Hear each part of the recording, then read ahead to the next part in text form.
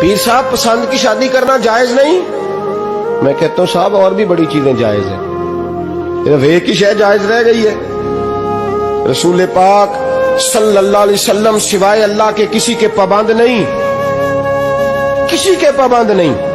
اور جناب سیدہ خدیجہ الکبریٰ رضی اللہ تعالیٰ عنہ نے پیغام نکاح دیا، یا رسول اللہ میں شادی کرنا چاہتی ہوں، حضور کسی کے پابند نہیں، پر میرے محبوب نے فرمایا میرا چچا میرے والد کی جگہ ہے، میں اپنے چاچا سے پوچھ کے تمہیں جواب دوں گا۔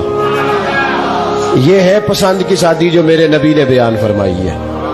تو سارا کچھ کراس کر کر کے گزر جاتا ہے، یہاں تو حال یہ ہے کہ پالنے والا کوئی اور سائے میں بیٹھنے والا، باغ تیرے دی کر کر راکھی میں ساری عمر گزاری، تو جدوں اے پھل پکن تے آیا تے لے گئے ہور بپاری۔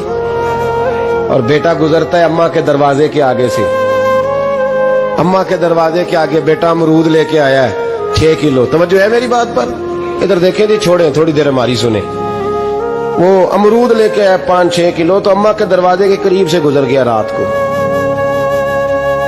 تو کمائی کھانے کا ٹائم آیا نا تو گزر گیا۔ تو وہ وزیر اعظم سے ڈرتا ہے نا، تو جا کے بی بی سے کہتا ہے بی بی کے حقوق دینا بھی رسول اللہ کی سنت ہے، لیکن یہ کیا بات ہوئی، تو نے بیوی اور ماں کا مقابلہ شروع کرا دیا؟ سمجھ تو صحیح، یہ تیرے لیے کعبے کی جگہ ہے اور تو بیوی کے لیے کعبے کی جگہ ہے، اسے بھی سمجھنا چاہیے، غور کرنا چاہیے۔ 5 کلو امرود لے کے تو ماں کے کمرے کے قریب سے گزر گیا ہے، بی بی کو جا کے کہتا ہے چل آدھا کلو اماں کو بھی دے آ، اس کے کون سے دانت ہیں، تو پلیٹ میں ڈال کے وہ لائی ہے۔ تو سمجھا ہی نہیں، تو نے غور ہی نہیں کیا۔ بندہ تو وہ ٹھیک نہیں تھا، نیپولین، تو کسی نے اس سے پوچھا تھا بتا زندگی میں پیسے لینے کا مزہ کب آیا؟ اس نے کہا کہ مجھے مزہ تب آتا تھا کہ میں اپنی ساری کمائی لا کے اپنی اماں کے ہاتھ پہ رکھتا تھا، اور پھر جب میں اپنی ماں سے تھوڑا تھوڑا خرچہ لیتا تھا نا، تھوڑا تھوڑا، توجہ ہے میری بات پہ؟ اماں جی 10 روپے دے آجے، کہ تو جب میں تھوڑا تھوڑا خرچہ لیتا تھا نا تو مجھے یوں لگتا تھا جیسے میں بادشاہ وقت کے سامنے کھڑا ہوں اور وہ خزانے کا منہ کھول کھول کے مجھے دیتا جا رہا ہے۔